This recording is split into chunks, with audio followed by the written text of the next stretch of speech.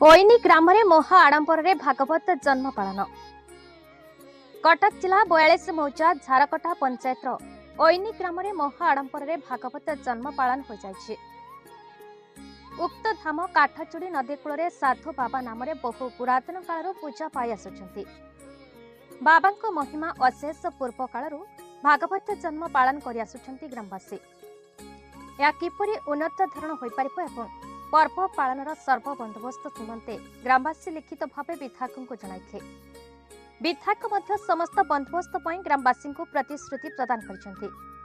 एथिरे मुख्य अतिथि कटक सदर विधायक इंजीनियर प्रकाश चंद्र सेठी, पूजक शरद कुमार पंडा, ग्रामर मुरबी बाबाजी चरण महंती, वैष्णव चरण बेहेरा, नकुल बेहेरा, प्रकाश चंद्र मुदुली, टुनिया मल्लिक, सुभाष बेहेरा, सुशांत मुदुली और ओइनी झारकटार सहयोगी उपस्थित थे। रंजन मुदुली उत्तरीय पुष्प गुच्छ दी सम्मानित करथिले।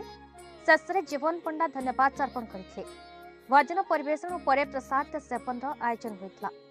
ग्रामवासी माने बहु आनंद उल्लास मध्य पालन करबा देखिबा मिलछि। Cuttack Sadar Shivani Muduli report, BE news Odisha.